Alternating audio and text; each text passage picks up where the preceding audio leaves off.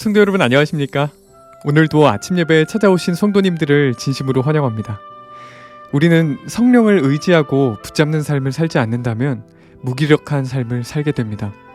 오늘 말씀을 통해서 성령의 은혜 속에서 사는 경험이 무엇인지 배우는 귀한 시간 되시길 간절히 바랍니다. 이제 기도하겠습니다. 하늘에 계신 아버지, 오늘도 우리에게 하루의 생명과 말씀을 주심에 감사드립니다. 오늘 우리에게 주시는 말씀 속에서 성령의 음성을 듣고 그 음성에 순종하는 삶을 살 수 있도록 인도하여 주시옵소서. 오늘은 성령의 은혜 속에서 사는 경험이 무엇인지 살펴보려고 합니다. 말씀을 준비하신 목사님과 말씀을 듣는 모든 성도들이 진리로 하나가 될 수 있도록 인도하여 주시옵소서. 예수님의 이름으로 기도드립니다. 아멘. 오늘 저희가 함께 묵상할 제목은 성령의 능력이 필요한 때입니다. 이제 목사님께서 교제를 통해서 권면의 말씀을 전해주시겠습니다. 안녕하십니까 성도 여러분. 오늘도 우리가 하나님 앞에서 말씀을 살피는 시간을 갖겠습니다. 성령의 능력이 필요한 때라는 제목입니다. 성령을 의지하고 성령을 붙잡고 사는 신앙을 우리가 잘 이해하지 못하면은 아주 무기력한 신앙을 갖게 됩니다. 성령의 은혜가 무엇인지, 그 은혜 속에서 사는 것이 무엇인지 모르면은 우리의 삶이 참 슬퍼집니다. 외로워집니다. 오늘 본문 성경절 읽겠습니다. 사도행전 1장 8절입니다. 오직 성령이 너희에게 임하시면 너희가 권능을 받고 예루살렘과 온 유대와 사마리아와 땅끝까지 이르러 내 증인이 되리라 하시니라. 예수께서 땅끝까지 나의 증인이 되달라고 지금 요청하시는 것입니다. 성도 여러분, 우리가 그리스도인의 증인이 될 수 있는, 예수님의 증인이 될 수 있는 조건이 무엇입니까? 조건은 오직 성령이 너희에게 임하시면입니다. 성령을 받아야만, 성령이 내 마음속에 임하셔야만 그리스도를 위한 증인이 될 수 있다는 것입니다. 이것은 정말 중요한 말씀이죠. 성령이 임해야 되는 것입니다. 본문 읽겠습니다. 우리는 제자들이 오순절에 기도했던 것처럼 성령의 강림을 위하여 간절히 기도해야 된다. 만일 그들이 당시에 성령을 필요로 했다면 오늘날 우리에게는 그것이 더욱 필요하다. 온갖 거짓 교리와 이단과 속임수들이 인간의 마음을 미혹하고 있다. 자, 여기 만일 우리에게 성령이 결핍되면 어떤 일이 생길까요? 지금 여기서는 거짓 교리와 이단과 속임수에 미혹당하게 될 것이라고 했습니다. 성도 여러분, 왜 성령의 역사를 모르면은 거짓 교리와 거짓 복음에 미혹당하게 될까요? 성령의 역사가 내 마음속에서 실제로 어떻게 이루어지는지를 모르면은 미혹당하는 것입니다. 성령으로 내 욕심을 십자가에 못 박는 그 경험을 실제적으로 모르면은 미혹당하게 됩니다. 성령의 은혜가 나를 회개로 인도해서 새 마음을 받는 경험을 모르면 미혹당합니다. 자, 그런데 질문이 있죠. 왜 미혹당할까요? 왜냐하면 모든 거짓 복음은 성령께서 죄인의 마음을 변화시키고 진리에 굴복시키는 그 성령의 역사를 말하지 않기 때문입니다. 그래서 개인적으로 성령의 역사가 어떻게 내 속에서 이루어지는지를 모르면은 자꾸 거짓 복음을 찾아가게 되는 것입니다. 왜냐하면 그 거짓 복음 속에는 성령의 역사를 말하고 있지 않기 때문이죠. 다시 말해서 이 거짓 복음은 심령의 결정적인 변화에 대해서 말하지 않는 것입니다. 거짓 복음은 변화되지 않고 내 속사람이 변화되지 않고 내 육체가 결정적으로 십자가에 못 박히지 않더라도 구원을 제시하기 때문입니다. 그래서 성령을 경험하지 못한 분들은 자꾸 그런 거짓 복음들을 찾아가게 되는 것입니다. 자기가 모르니까 찾아가는 것이죠. 오늘날 사탄은 성령의 역사가 없이 구원받을 수 있다는 거짓 복음을 인터넷에 정말 많이 뿌려놓았습니다. 어떤 것들이 있습니까? 예수를 믿기만 하면 구원받는다는 가르침이 있죠. 성령의 변화가 빠진 거짓 복음입니다. 하나님께서 모든 사람의 구원과 멸망을 미리 예정해 놓으셨다는 예정론, 성령께서 죄에 빠진 영혼을 실제적으로 건져내서 구원하실 수 있다는 그 성령의 능력의 경험이 빠져 있는 거짓 복음입니다. 한번 구원받으면 영원한 구원이라는 교리가 있죠. 그것은 성령께서 지속적으로 인도하시고 그를 죄로부터 계속해서 건져주신다는 성령의 역사가 빠져 있는 것입니다. 성도 여러분, 우리가 정말 성령께서 내 마음에서 어떻게 역사하시는지를 알면은 오늘날 기독교에 널려져 있는 그런 거짓 복음을 결코 받아들일 수가 없습니다. 왜냐하면 그런 거짓 복음들이 내 마음에서 실제적으로 일어난 변화의 경험과 너무나 다르기 때문이죠. 성도 여러분, 우리는 이 바울의 말씀을 이해해야 합니다. 너희는 성령을 따라 행하라. 그리하면 육체의 욕심을 이루지 않으리라. 우리가 이 말씀을 경험으로 이해하면 어떻게 될까요? 우리는 길을 잃어버리지 않게 됩니다. 인간은 죄를 이길 수 없다는 그런 가르침을 받을 수가 없습니다. 율법주의자가 될 수도 없고 이상한 세속주의자가 될 수도 없는 것입니다. 우리는 성경이 말하는 그 복음 안으로 깊이 들어가게 되는 것입니다. 계속 읽겠습니다. 성령의 도움 없이 거룩한 진리를 제시하려는 우리의 노력은 헛될 것이다. 정말 이 말씀은 깊이 절감이 되는 말씀입니다. 우리가 아무리 성경 말씀을 논리적으로 전할지라도 성령께서 그 말씀을 듣는 사람의 마음을 감동시키고 진리에 굴복시키지 않으면 아무런 열매도 없는 것입니다. 아무리 설교가 잘 돼도 소용이 없는 것입니다. 성령께서 그 영혼을 굴복시키기 전에는 말이죠. 그래서 말씀을 나누는 이 설교자들은 성령께서 역사하실 수 있는 설교를 해야 한다는 고민을 갖게 되는 것입니다. 자, 오순절에 사도들이 설교했을 때 그 당시 백성들의 반응이 어땠습니까? 사도행전 2장 37절에 그 말씀이 있죠. 사도행전 2장 37절. 저희가 이 말을 듣고 마음에 찔려 베드로와 다른 사도들에게 물어 가로되 형제들아 우리가 어찌할꼬 하거늘. 이것이 하나님의 말씀을 들었을 때 당연히 나타나야 될 반응입니다. 우리 마음에 찔림을 받고 주여 제가 어떻게 하면 구원을 받을 수 있습니까? 라는 고백이 나오는 이런 설교와 이런 말씀을 들어야 하는 것입니다. 그런 말씀이 우리를 구원의 길로 인도하는 말씀입니다. 진짜 복음입니다. 다음 말씀 읽겠습니다. 누구든지 생수를 마시면 그것은 그 속에서 영생하도록 솟아나는 샘물이 될 것이며 그 축복은 자신에게 국한되지 않고 다른 사람들에게 나누어질 것이다. 먼저 내 속에서 생수를 마시는 경험이 있어야만 다른 사람들에게 생수가 흘러나갈 수 있다는 것이죠. 자, 성경 말씀은 생수입니다. 생명수입니다. 그런데 모든 사람에게 있어서 이 말씀이 생수가 되는 것은 아닙니다. 어떤 사람은 성경을 아무리 읽어도 생수가 되지 않습니다. 왜 그럴까요? 갈증이 없기 때문입니다. 성도 여러분, 그리스도인은 말씀에 대한 갈증을 갖고 있는 사람들입니다. 아침마다 시냇물을 찾는 사슴처럼 갈증을 갖고 생수를 마셔야 합니다. 그런 사람들은 살아나게 될 것입니다. 갈증이 있는 사람은 생수를 분별할 수 있습니다. 말씀을 분별할 수 있습니다. 말씀의 생수를 마셨을 때 그 생수가 5장 6부까지 들어가서 시원함을 느꼈던 그런 사람들은 그 생수 아니면은 다른 것을 마실 수 없는 것입니다. 그런 사람들은 다른 사람에게 내가 먹고 살아난 이 생수를 나눠주고 싶어서 이리저리 뛰어다니게 되는 것입니다. 성도 여러분, 이것이 전도입니다.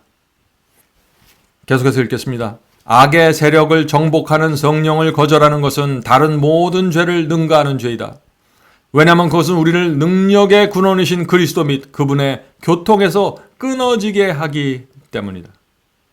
성도 여러분, 성령을 거절하는 것이 왜 다른 어떤 죄보다도 크다고 말씀하셨을까요? 예수께서도 동일한 말씀을 하셨죠? 누가복음 12장 10절입니다. 누가복음 12장 10절. 누구든지 말로 인자를 거역하면 사하심을 받으려니와 성령을 모독하는 자는 사하심을 받지 못하리라. 이 말씀이 무슨 뜻입니까?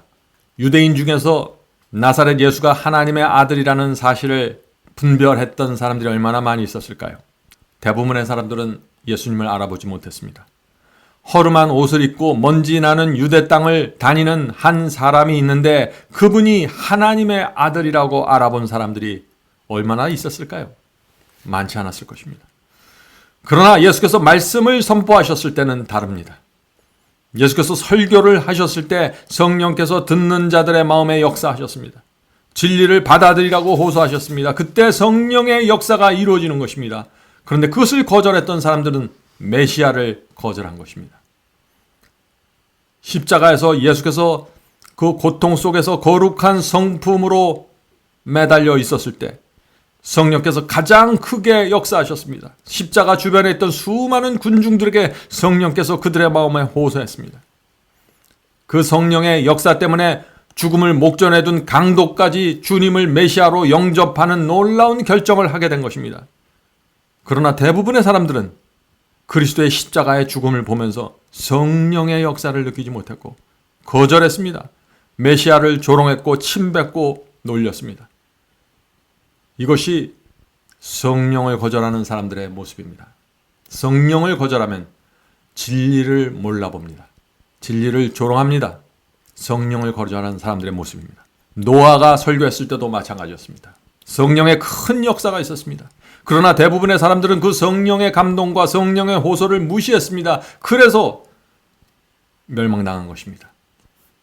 성도 여러분, 우리 마음에 역사하시는 이 성령을 소홀히 여기면은 크게 위험에 빠집니다. 어둠 속에서 남아있게 되는 것입니다. 본문을 읽겠습니다. 선악간의 싸움은 구주께서 계시던 당시와 마찬가지로 격렬하다. 하늘 가는 길도 그 당시보다 지금이 더 평탄하지 않다. 우리의 모든 죄를 던져버려야 한다. 우리의 신앙생활을 방해하는 온갖 좋아하는 방종을 끊어버려야 한다. 만일 오른 눈이나 오른 손이 우리를 죄짓게 하면 그것을 희생시키지 않으면 안 된다. 강력한 말씀이 있죠. 그러나 이 말씀이 실제 우리의 경험이 되어야 되는 것입니다. 성도 여러분, 성령께서 그것이 죄라고 지적해 주시는데 그 죄를 버리지 않으면 어떻게 됩니까? 우리의 마음은 점점 더 완악해집니다. 우리 속에 내가 단 하나의 죄라도 붙잡고 있고 고집하면 어떻게 됩니까? 성령께서 내 양심을 책망하시죠. 성령께서 내 양심을 책망하면서 그 죄를 내려놓으라고 하실 때 죄를 내려놓아야 합니다. 자, 그런데 죄를 내려놓는 것이 쉽지가 않습니다. 어떤 때는 손을 자르고 눈을 빼는 것 같은 고통을 느끼게 됩니다. 그럴지라도, 그런 희생이 따를지라도 죄는 내려놓아야 됩니다. 그래야만 우리가 영생을 위해서 준비될 수 있고 성령께서 우리 마음속에서 우리를 주관하고 우리를 의의 길로 인도할 수 있기 때문에 그런 것입니다. 다른 방법이 없습니다. 성령을 거절하면 넓은 길로 가는 것입니다. 성도 여러분, 우리가 성령님을 잘 알아야 됩니다. 성령님의 마음을. 성령께서는 우리가 어떻게 해서든지 구원받게 하려고 우리에게 오시는 것입니다. 성령님은 인격체십니다. 성령님의 사랑과 은혜가 충만한 그분의 모습을 생각하면서 우리가 죄를 내려놔야 하는 것입니다. 성령을 단지 음성이나 호소로만 생각하면 안 됩니다. 성령님은 하나님처럼 예수님처럼 인격체를 가진 하나님이십니다. 그래서 그분께서 온 마음을 다해서 우리 속에서 호소하고 인도해 주시는 것입니다. 우리를 살리기 위해서, 우리를 천국으로 데려가기 위해서 호소하시는 것입니다. 그런 성령님을 우리가 어떻게 대해야 할까요? 하나님께서 우리의 마음속에 들어오시면서 말씀하실 때 바짝 엎드려서 우주의 왕을 받는 그런 태도로 그분의 말씀을 받아야 되는 것입니다. 그런 분들은 죄로부터 해방되는 것입니다. 십자가에 내 육체의 욕망을 튼튼하게 못 받게 되는 것입니다. 사소해 보이는 이기심이나 속상함이라도 빨리 버려야 합니다. 그렇지 않으면 그 죄가 내 마음을 사로잡고 내 마음을 무디게 해서 결국 내 자신을 합리화시키게 하는 것입니다. 이것이 무서운 것이죠. 일단 죄를 합리화하면 성령의 음성은 사라지게 됩니다. 내가 내 자신을 의롭다고 판단하고 결정했기 때문에, 죄가 있는데도 불구하고 그렇게 내 스스로 판단했기 때문에 성령의 음성이 들려질 수 없는 것입니다. 성도 여러분, 이것이 성령을 거절하는 죄로 들어가는 과정입니다. 우리가 날마다 말씀으로 양심을 씻는 이유가 바로 여기 있는 것입니다. 우리도 모르는 사이에 성령을 거절하는 죄에 빠지지 않게 하여 아침마다 모여서 말씀을 살피는 것입니다. 성도 여러분, 어린아이와 같은 심령으로 성령의 말씀을 받아야 합니다. 본문 읽겠습니다. 우리는 자신의 지혜를 기꺼이 버리며 어린아이처럼 하늘 왕국을 받아들이고자 하는가? 영생의 상급은 무한한 가치가 있다. 어린아이와 같은 신앙, 어떤 신앙입니까? 내 지혜, 내 뜻, 내 생각을 내려놓고 하나님의 말씀을 받는 것입니다. 그것이 어린아이와 같은 신앙입니다. 인간의 마음은 성령께서 거하시는 전이 될 수 있다. 중요한 말씀입니다. 우리 마음이 성령께서 거하시는 전이 되려면 성령의 뜻에 굴복해야 합니다. 성령께서 버리라고 하는 것을 버리고 붙잡으라고 하는 것을 붙잡아야 합니다. 우리 마음이 그런 상태로 있을 때 성령께서 우리 마음을 드디어 주관할 수 있는 것입니다. 우리 마음이 성령의 음성을 따라갈 때 성령께서 우리 마음을 주관하신다는 것입니다. 우리 속에 있는 육체의 욕망은 그때 더 이상 힘을 쓰지 못하게 되는 것이죠. 성령의 가마력과 거룩한 분위기가 우리 마음을 채우고 흘러나가게 되는 것입니다. 이것이 성령의 역사를 통한 변화의 경험입니다.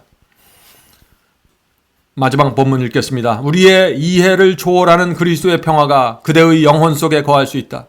그리고 변화시키는 그분의 은혜의 능력이 그대의 생애 속에서 역사하여 그대를 영광의 왕국에 적합한 자가 되게 할 수 있다. 성도 여러분, 이것이 참된 구원의 경험입니다. 죄인을 변화시키는 은혜의 능력, 그것이 포함된 복음이 진짜 복음입니다. 구원은 하나님의 말씀과 성령의 역사를 받아들여야만 이루어질 수 있는 것입니다. 수술대 위에서 마음대로 움직이는 환자에게 의사가 수술을 할 수 있을까요? 칼을 댈 수 있습니까? 안 되는 것입니다.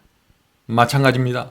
하나님의 말씀을 무시하고 내 생각, 내 감정을 고집하는 사람에게 성령의 수술이 이루어질 수 없는 것입니다.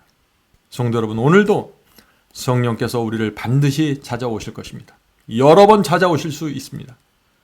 오셔서 우리에게 말씀하시고 가르쳐 주실 때 어린아이처럼 그 말씀을 받고 성령께서 내 속에 들어오셔서 우리를 주장할 수 있게 하시도록 허용해 드리게 되길 간절히 바랍니다. 이제 기도하겠습니다. 하늘에 계신 아버지, 저에게 성령을 보내주셔서 감사합니다.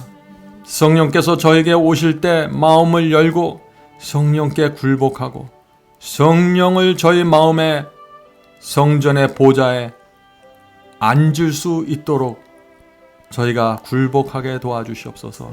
하늘에 계신 아버지, 성령께서 정말 사랑과 은혜로 우리에게 오신다는 사실 잊지 않도록 하여 주시고 그분께서 말씀하실 때 그 말씀을 존절히 받을 수 있도록 도와주시옵소서. 하늘에 계신 아버지, 오늘도 이 자리에 모여있는 성도들에게 함께 하시고 복을 주시고 건강을 붙잡아 주시고 죽어가던 세포 속에 생기를 불어넣어 주셔서 다시 살아날 수 있도록 도와주시고 남은 생애 동안 정말 주님을 위해서 영광을 돌리는 그 살아있는 그리스도인으로 살기를 원하오니 도와주시옵소서. 하늘에 계신 아버지, 이 세상이 어렵고 고달퍼도 성령을 붙잡고 살게 인도해 주시옵소서. 예수님의 이름으로 간절히 기도드립니다. 아멘.